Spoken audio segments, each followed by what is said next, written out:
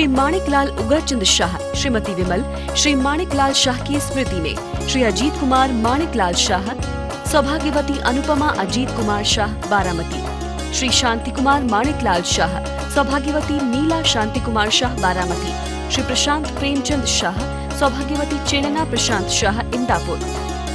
समीचीन विकल्पों का सम्यक समाधान एक ऐसा उपाय जो हमारे मन में उठते प्रतिपल अनेकानेक विकल्पों को शांत करने वाला है, जो हमारे कल्याण का मार्ग प्रशस्त करने वाला है और निश्चित ही हमारे अंतिम लक्ष्य को प्राप्त कराने वाला है। ऐसा वह समीचीन विकल्पों का सम्यक समाधान।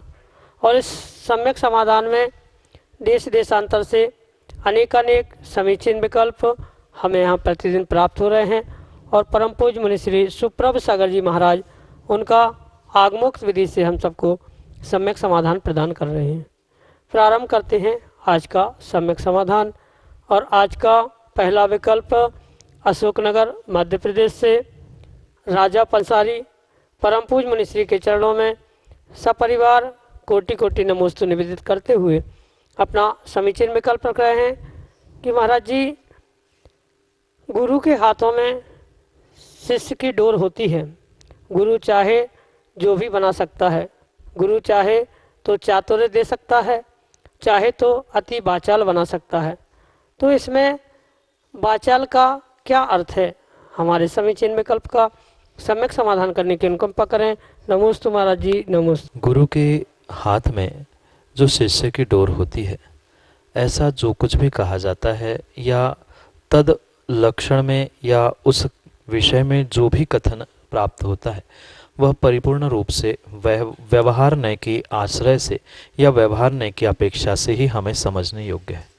क्योंकि अगर उसे सर्वथा हम ऐसा स्वीकार करेंगे कि गुरु के हाथ में शिष्य की डोर है, गुरु जैसा चाहे शिष्य को बनाए, तो शिष्य का कोई व्यक्तिगत अस्तित्व नहीं बचेगा। और जो जैन दर्शन का मुख्य सिद्धांत है द्रव्य कण कण स्वतंत्रता का, प्रत्येक द्रव्य की स्वतंत्रता का, वह भी बाधित हो जाएगा। पर ये भी कथन जो आपने कहा है वह भी किंचित कथनचित व्यवहार ने की अपेक्षा से, संस्कार प्रदानकर्ता के अपेक्षा से सत्य हो भी सकते हैं, पर सर्वथा ऐसा ही हो जरूरी नहीं है। क्योंकि ये भी देखा जाता है कि गुरु तो शिष्य को हर कार्य अच्छा ही करने की शिक्षा देता है या उसके उत्कृष्टता के लिए ही उसके लिए मार्गदर्शन करता है, पर प्रत्येक बात गुरु की शिष्य जान ले, पहचान ले और मान ले जरूरी नहीं होता।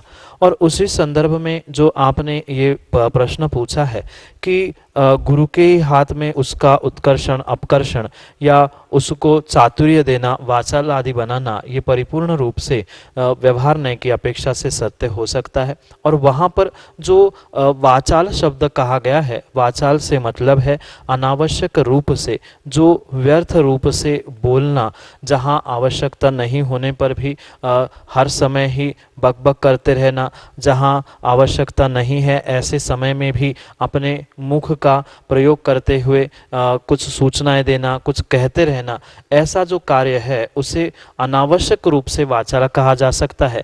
या सामान्य रूप से भी जो चातुर्य के विषय में भी कहा है, चतुरता देना, उसे कब कैसा बोलना, ये भी गुरु सिखा सकता है। इस विषय में हम बहुत अच्छे से यही समझे, ये जो कुछ भी कथन है परिपूर्ण रूप से व्यवहार नहीं की अपेक्षा से है और वह कथनचित सत्य भी हो सकता है।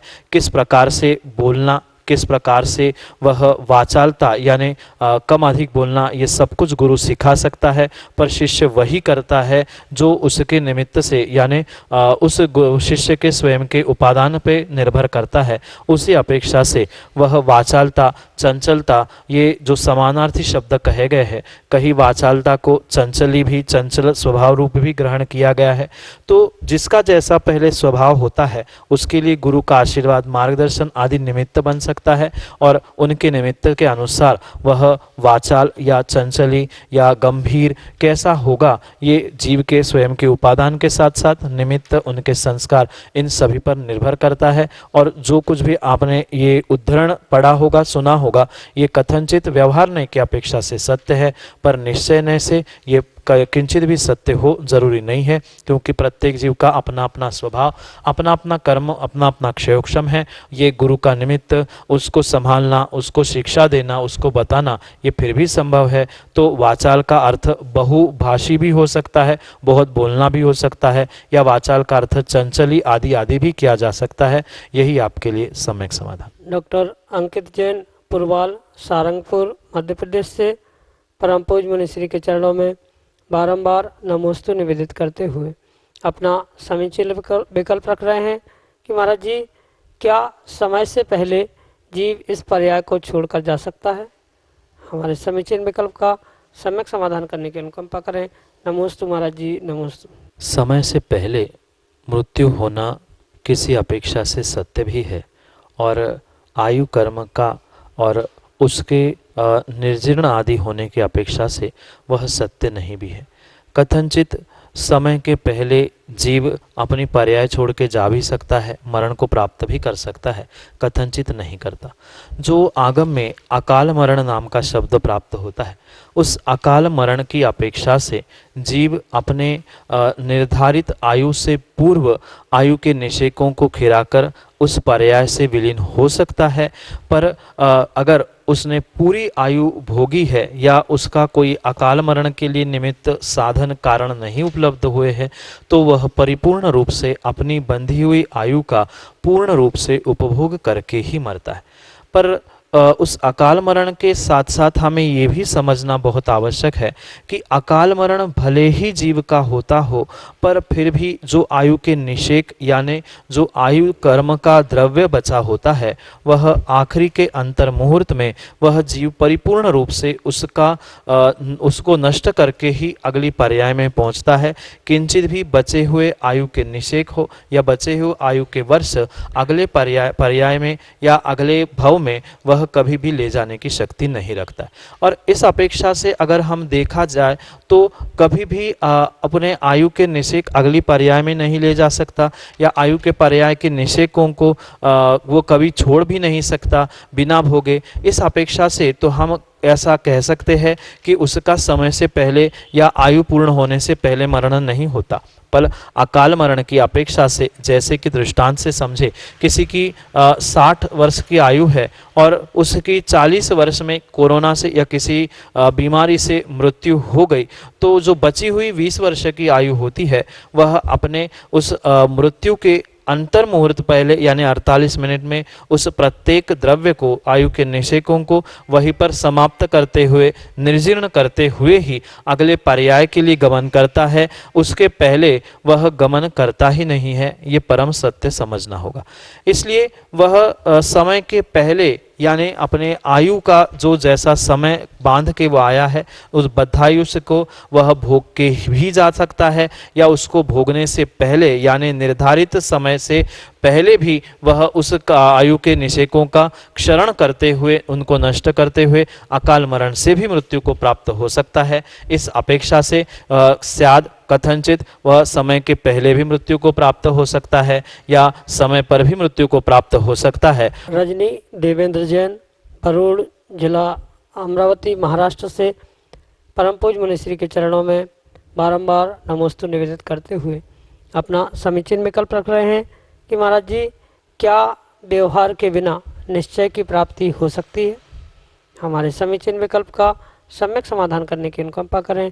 नमोस्तु महाराज जी, नमोस्तु। वस्तु को समझने के लिए जो नए प्रमाण आगम में आचार्य भगवंतों ने बताया है, उन नए प्रमाणों में से जो नए हैं, उस नए के दो भेद आचार्य भगवंत कहते हैं, जिसे निश्चय नय और व्यवहार नय दो कहे गए हैं, और जिस विषय को लेकर वर्तमान में बहुत सारे स्थानों पर बहुत सारा विवाद, बहुत सारा ऊहापोह है, क्योंकि व्यक्तियों ने, जीवों ने न निश्चय नय का स्वरूप समझा है, न व्यवहार नय का स्वरूप समझा है। ये दोनों भी नय हैं। ये मात्र और मात्र आचार्य भगवंतों ने प्रदान की हुई दृष्टि है, अपेक्षा है, जिसके द्वारा हम उस वस्तु को समझने का प्रयास करते हैं। जैसे एक ही वस्तु को अगर हम पूर्व दिशा से देखें तो उसका कुछ दृश्य अलग होता है, उसे ही पश्चिम दिशा से कुछ देखें, दक्षिण उत्तर दिशा से देखें तो उसका रूप कुछ अलग दिखता है। ऐसे ही ये मात्र दोनों के दोनों वस्तु को समझने के लिए एक पॉइंट ऑफ व्यू है या एक दृष्टिकोण है, जिसके द्वारा हम वस्तु का यथार्थ निर्णय करते। किंचित भी किसी भी प्रकार से एक नए से वस्तु के स्वरूप का व्याख्यान या एक नए की अपेक्षा से किंचित भी वस्तु को समझने का प्रयास परिपूर्ण रूप से योग्य हो ही नहीं सकता। वस्तु को हम परिपूर्ण रूप से तभी समझ सकते हैं जब वह वस्तु को देखने के लिए जो दो नय कहे गए हैं, उन दोनों नयों का आलंबन लिए बिना किंचित भी वस्तु का यथार्थ स्वरूप, सत्य स्वरूप सामने आ ही नहीं सकता। अगर कोई मात्र एक ही नय से वस्तु का निर्णय करना चाहता है तो कभी भी उसे उस वस्तु का यथार्थ निर्णय नहीं हो सकता। इसलिए व्यवहार नय और निश्चय नय ये दोनों भी एक दूसरे के लिए सहायक, पूरक है ही, जिसके द्वारा ही वह वस्तु का, तत्व का यथार्थ निर्णय संभव है। अगर कोई व्यक्ति व्यवहार नय को उपेक्षित करते हुए मात्र निश्चय का आलंबन ले रहा है, निश्चय नय का आलंबन ले रहा है, तो वह भी एक मात्र एकांत से ग्रसित कहा जा सकता है, या मात्र एक नय को मानने वाला एकांतवादी भी कहा जा सकता है। या अगर कोई मात्र निश्चय को छोड़ते हुए व्यवहार को ही अपना मान रहा है, तो वो भी एकांत से ग्रसित कहा जा सकता है। एक नय को मानने वाला वह व्यवहाराभासी, निश्चयाभासी, इन शब्दों में भी हम उसको कह सकते। इसलिए ये परम आवश्यक है। किसी भी निश्चय नय से कहीं का निर्णय हमें करना है तो उसके पहले हमें उस निश्चय के साथ साथ व्यवहार का आलंबन लेना बहुत बहुत अनिवार्य है। बिना व्यवहार के आलंबन लिए कोई निश्चय तक पहुंच नहीं सकता। और अगर निश्चय का ध्यान नहीं है, निश्चय का भान नहीं है, निश्चय के विषय में ज्ञान ही नहीं है, तो किंचित भी उसका वह व्यवहार का ज्ञान होना या व्यवहार नय का ज्ञान होना वह किंचित भी कार्यकारी हो नहीं सकता। इसलिए ये जैसे एक सिक्का होता है और उस एक सिक्के के दो पहलू हुआ करते हैं, ऐसे ही निश्चय और व्यवहार वस्तु को समझने के लिए दो पहलू है। एक के अभाव में दूसरा नहीं है, दूसरे के अभाव में पहला नहीं है। बिल्कुल ऐसा ही व्यवहार के अभाव में यथार्थ निश्चय नहीं है और निश्चय नय के अभाव में यथार्थ व्यवहार नय नहीं हो सकता। इसलिए व्यवहार नय बहुत आवश्यक है निश्चय नय को समझने के लिए, और निश्चय नय बहुत आवश्यक है यथार्थ व्यवहार नय का निर्णय यानी लक्ष्य आदि बनाने के लिए। अन्यथा दोनों भी कार्यकारी नहीं होते। जैसे सिक्के की अगर एक ही पहलू हो तो उसकी संज्ञा सिक्का नहीं हो सकती है, ऐसे ही जिस वस्तु को मात्र एक नय से समझा है उसका यथार्थ निर्णय ना होने से वह यथार्थ सम्यक निर्णय, सम्यक ज्ञान नहीं कहा जा सकता। इसलिए उस व्यवहार नय की भी परम आवश्यकता है, साथ साथ निश्चय नय की भी आवश्यकता है। निश्चय को मतलब निश्चय तक पहुंचने के लिए व्यवहार नय की आवश्यकता है, और व्यवहार नय से कहाँ पहुंचना है ये निर्धारण करने के लिए निश्चय नय की आवश्यकता है। चंद पंक्तियां हमने पढ़ी थी, उसको कहते हुए आपके लिए इस समाधान को पूर्ण करना चाहता हूँ। मंदिर से मंदिर की दूरियां क्यों है? मंदिर से मंदिर की दूरियां क्यों है? भाई और भाई की लड़ाई क्यों है? जब चलना जरूरी है मंजिल में पहुंचने के लिए, जब चलना जरूरी है मंजिल पर पहुंचने के लिए, तो व्यवहार की निश्चय से लड़ाई क्यों है? निश्चय की व्यवहार से लड़ाई क्यों है? ये दोनों भी एक दूसरे के पूरक है, और बिना चले मंजिल पर पहुंचा नहीं जा सकता, और बिना मंजिल के कोई चल रहा है तो उसका लक्ष्य भी साध्य नहीं हो सकता। इसलिए निश्चय व्यवहार दोनों भी साथ साथ चाहिए। व्यवहार के लिए निश्चय और निश्चय के लिए व्यवहार दोनों एक दूसरे के लिए पूरक रूप से ही चाहिए, तभी वस्तु का यथार्थ स्वरूप, यथार्थ निर्णय होगा, तभी सम्यक ज्ञान कहलाएगा। अन्यथा नहीं। यही आपके लिए सम्यक समाधान। अगले समीचीन विकल्प के लिए कामना जैन, रेवाड़ी, हरियाणा से अपने ऑडियो मैसेज के साथ हमारे सामने। मुनि श्री 108 सुप्रभ सागर जी के चरणों में त्रैवा नमोस्तु। मैं कामना जैन रिवाड़ी से। मेरी शंका है कि 63 शलाका पुरुष में बलभद्र और नारायण होते हैं, तो जैसे रामचंद्र जी और लक्ष्मण जी की माता अलग थी और पिता एक ही थे, ऐसे ही बलभद्र और नारायण के पिता एक ही होते हैं या उनके माता पिता अलग होते हैं? कृपया शंका का समाधान करिए। जो 63 शलाका पुरुषों में नारायण बलभद्र आदि का व्याख्यान प्राप्त होता है, उसके विषय में आचार्य भगवंत और प्रथमान योग हमारे लिए यही प्रदर्शित करता है कि वे दोनों भी भाई ही होते हैं और उनमें इतना इतना अटूट प्रेम वात्सल्य हुआ करता है कि वह दोनों भी एक दूसरे के अभाव में नहीं रहते हैं। और वे दोनों भाई होने के नाते से ये भी आगम ग्रंथों से हमें समझना होगा कि उनके पिता तो एक ही हुआ करते हैं, पर उनकी माँ भिन्न भिन्न हो सकती है। यानी एक ही पिता से उत्पन्न होने वाले, दो माताओं से उत्पन्न होने वाले वे दोनों भाई ही होते हैं। और वह बिल्कुल ऐसा ही उनका नियोग हुआ करता है कि वे दोनों भाई जो बलभद्र नारायण के पर्याय को प्राप्त करने वाले होते हैं, उनके उस अटूट प्रेम वात्सल्य के बंधन के कारण से ही उनका वह पूर्व जन्म का वैसा नियोग ही उन्हें वहाँ तक पहुँचाने के लिए, उस पर्याय को प्रदान करने के लिए कार्यकारी हुआ करता है। और ये भी परम सत्य हमें समझना होगा कि उनके माता पिता कोई भिन्न भिन्न देश के, भिन्न नगर के, भिन्न भिन्न नहीं हुआ करते हैं, अपितु नारायण और बलभद्र के पिता एक ही होते हैं। भले ही माता दो हो, पर पिता तो उनके एक ही हुआ करते हैं। उस एक पिता के नाते से वे सगे भाई ही कहलाते हैं।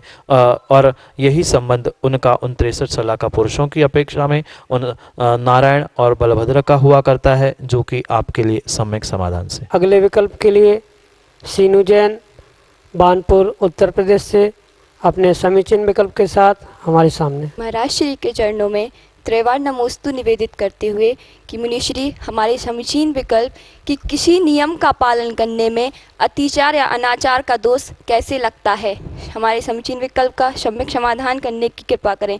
नमोस्तु महाराज जी, नमोस्तु महाराज जी, नमोस्तु। कोई भी व्रत नियम टूटने से पहले आचार्य भगवंत कहते हैं कि उसके ना टूटने के लिए जो अतिचार अनाचार कहे गए हैं, अगर व्यक्ति उस पर ही अपने आप को संभालने का प्रयास करेगा तो नियम से कभी भी नियम व्रत आदि टूटने रूप दोष प्राप्त नहीं होते। इसको हम सामान्य रूप से इस प्रकार से समझ सकते हैं, जैसे आप कोई मोबाइल प्रयोग करते हैं और उस मोबाइल की जैसे ही बैटरी डाउन होने लगती है, वह तभी उसका इंडिकेटर हमें संकेत करता है कि बैटरी डाउन हो रही है, उसे जल्दी से चार्ज कर लो। अगर व्यक्ति उसे चार्ज नहीं करता है तो मोबाइल बंद हो जाता है, पर एकाएक मोबाइल कभी बंद नहीं होता। बिल्कुल व्रत भी ऐसे ही हुआ करते हैं, नियम भी ऐसे ही हुआ करते हैं। अचानक से कोई एकदम से कोई व्रत नियम नहीं टूटता है। उस टूटने के जो कगार पर पहुंचना कहा जाता है, जो अब टूटेगा ऐसा जो संकेत प्राप्त होता है, उसको ही आगम में अतिचार अनाचार आदि कहा गया है। और उसके उपरांत दोष रूप उस व्रत का खंडन या उस व्रत का टूटना होता है। जैसे कि कोई नियम है, उसमें माना कि आपने रात्रि भोजन का त्याग किया है, तो वास्तव में रात्रि भोजन वह कहलाता है जो सूर्यास्त के पहले 48 मिनट भोजन पूर्ण होना, वही रात्रि भोजन का त्याग कहलाता है। अगर कदाचित आपने ये सोचा कि अभी तो उजाला है, भले ही सूर्यास्त के लिए 25-30 मिनट है और बहुत अभी उजाला है, और आपने सोचा कि कोई बात नहीं है, करना चाहिए, तो ऐसे परिणाम जो आपने किए थे वह आपने अतिचार अनाचार या संरंभ समारंभ इस श्रेणी में पहुंचते हुए साक्षात जब उस पाप को व्यक्ति करता है तो वह आरंभ कहलाता है। और उसके लिए जो सामग्री इकट्ठी की जा रही है, माना कोई अभक्ष्य वस्तु का त्याग किया था, पर मन में आपके आया कोई बात नहीं, सब लोग तो खा रहे हैं, हमें भी तो थोड़ा सा कभी खाना चाहिए, हमारी भाई एक आध बार खाने से क्या होगा, हम भी खा सकते हैं। अगर ऐसा सोचते हुए भी आपने विचार किया है जबकि आपने खाया नहीं है, पर मन में जो विचार आया है वह आपके लिए अतिचार और आपने उस क्रिया को प्राप्त करने के लिए यानी अभिष्ट खाने के लिए या रात्रि भोजन के लिए तैयारी कर ली और खाने के लिए बैठे, अभी खाए नहीं है तो आपका व्रत अभी टूटा नहीं है, पर ये आपके लिए अतिचार, अनाचार या संरंभ समारंभ रूप क्रियाएं प्रारंभ हुई। जो आपने भाव किए थे वह संरंभ है, जो उसके लिए सामग्री इकट्ठी की थी वह समारंभ है, और साक्षात जब खाने के लिए बैठ ही जाओगे और खाने ही लग जाओगे वह क्रिया प्रारंभ पाप की कहलाएगी, वह दोष कहलाएगा। और जैसे ही आपने वह अभक्ष खाया या रात्रि भोजन किया वह उस क्षण में आपका वह व्रत टूटा या खंडित कहलाया जाएगा। पर उसके पहले जो आपने भाव किए थे या उसके पहले करने के लिए सामग्री इकट्ठी की थी वहां तक वह उस व्रत के या नियम के अतिचार अनाचार कहे गए हैं कि अभी भी आप संभल सकते हो। जब तक ग्रास मुख पर नहीं गया था, मुख के भीतर नहीं गया था, अंदर नहीं पहुंचा था, तब तक वह अतिचार अनाचार के रूप में है। क्योंकि मुख में जाने पर भी अगर एक क्षण के लिए ग्लानि आ गई और आपने थूक दिया तो भी वह अभी परिपूर्ण रूप से व्रत का खंडन या व्रत का टूटना नहीं है। उस व्रत के पूर्व में जो भी ये हमारे परिणाम हो रहे या उसके लिए हम सामग्री आदि इकट्ठे कर रहे हैं उसे ही अतिचार अनाचार कहा गया। मात्र ये सामान्य व्रतों की व्याख्या की, ऐसे ही 5 अणुव्रत, महाव्रत, जितने भी व्रत कहे गए उन सब के निमित्त से जो उनकी भावनाएं कही गई है उन भावनाओं का उल्लंघन करना, यानी सत्य महाव्रत का हो, सत्य अणुव्रत का हो या चौराणु व्रत आदि के निमित्त से जो तत्वाद सूत्र में उमा स्वामी महाराज ने जो 5 भावनाएं बताई है उन भावनाओं का उल्लंघन करते हुए उस प्रमादवश उस क्रियाओं को करने के भाव करना या उन क्रियाओं को करना प्रारंभ करना वह अतिचार अनाचार की श्रेणी में आते हैं। इस प्रकार से व्रत नियम आदि में अतिचार अनाचार लगना संभव होते हैं। वह उसलिए होते हैं कि अब आप व्रत तोड़ने की कगार में हो, अगर आप अभी नहीं संभले तो आपका व्रत खंडित हो जाएगा। अगर हम पूर्वावस्था में ही संभल जाएंगे, समझ जाएंगे तो नियम से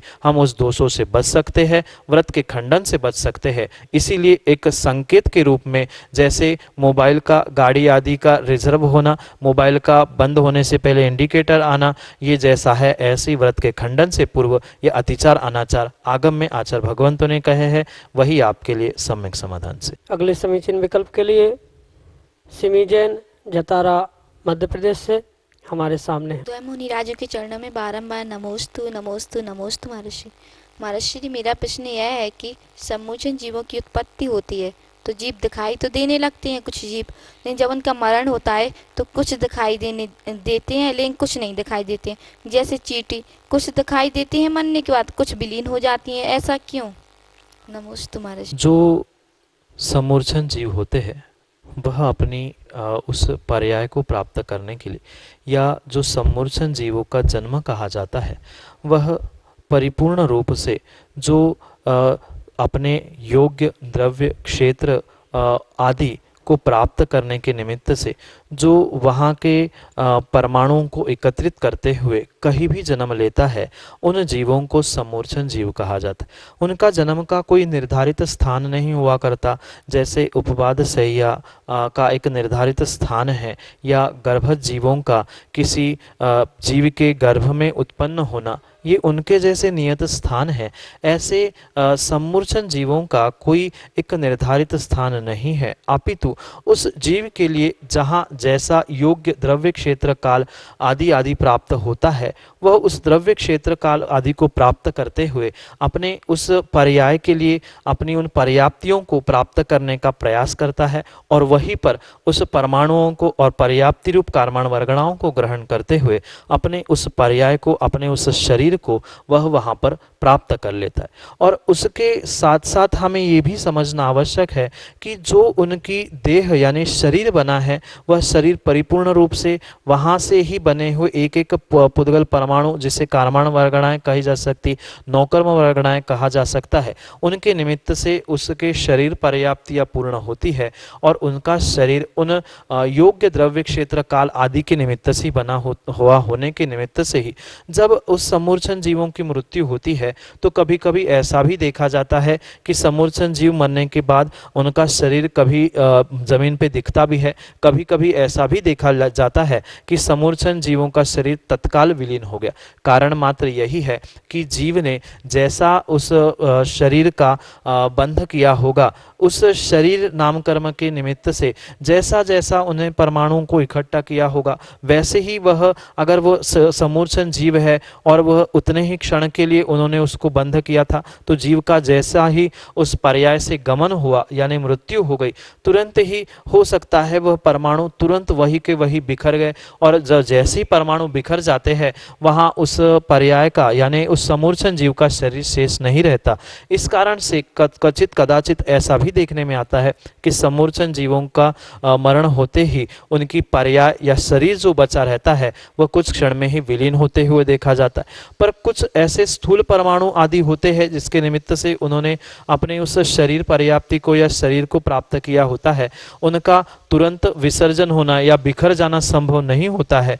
तब वह वहीं पर उसके शरीर को देखने में सक्षम व्यक्ति हो सकता है, अन्यथा जो उसके परमाणु उस स्थान पर जिस स्थान पर उसने इकट्ठे किए थे, अगर जीव का मरण हो गया तो हो सकता है वह तुरंत ही अपने परमाणु को वहीं पर बिखराने की शक्ति हो, या उस परमाणु इस प्रकार से वहां पर जुड़े थे कि वे तुरंत ही वहीं पर बिखर सकते हैं। इस कारण से ही वहां पर हमें यह समझना होगा, कुछ समूर्छन जीवों का शरीर मरने के बाद भी दिखाई देता है और कुछ जीवों का उस शरीर जन्म जो कार्माण वर्गणाएं थी वह तुरंत ही बिखर जाने के कारण से उनका शरीर कभी कभी नहीं दिखाई देता है। वह जीव ने किस प्रकार का कैसा शरीर बंध किया है, उसका कैसे नामकर्म का उदय है आदि पर यह सब कुछ निर्भर करता है। यही आपके लिए सम्यक समाधान। आप हम सभी लाभ ले रहे थे समीचीन विकल्पों का सम्यक समाधान इस लोकप्रिय कार्यक्रम का। अगर आपके मन में उठने वाले विकल्प हो तो उस विकल्प को शांत करने के लिए हमारा नंबर है 8707548811। अन्यथा आप जीमेल के माध्यम से भी samyak.samadhan@gmail.com अपना विकल्प हम तक पहुंचा सकते हो। सुविशुद्ध ज्ञानधारा प्रतियोगिता प्रतिदिन यूट्यूब चैनल पे 5:13 पे सम्यक समाधान के साथ प्रसारित होती है। आप उसके माध्यम से ज्ञान का लाभ लेते हुए अपने ज्ञान को वृद्धिंगत कर सकते हो। अगर आप कोई भी कार्यक्रम को घर बैठे पुण्यार्जन करना चाहते हो, ज्ञान दान में अपनी संपत्ति का सदुपयोग करना चाहते हो, तो आप हमें जरूर संपर्क करें। हमारा नंबर यहाँ स्क्रीन पे एवं पट्टी पे डिस्प्ले पे चल रहा है। आप हमसे जरूर संपर्क करें एवं आप घर बैठे ज्ञान दान करें। मैं मुनिश्री के चरणों में नमोस्तु करते हुए आज के कार्यक्रम को यही विराम देता हूँ। नमोस्तु नमोस्तु नमोस्तु। श्री माणिकलाल उगरचंद शाह, श्रीमती विमल, श्री माणिकलाल शाह की स्मृति में श्री अजीत कुमार माणिकलाल शाह, सौभाग्यवती अनुपमा अजीत कुमार शाह बारामती, श्री शांति कुमार माणिकलाल शाह, सौभाग्यवती नीला शांति कुमार शाह बारामती, श्री प्रशांत प्रेमचंद शाह, सौभाग्यवती चेनना प्रशांत शाह इंदापुर,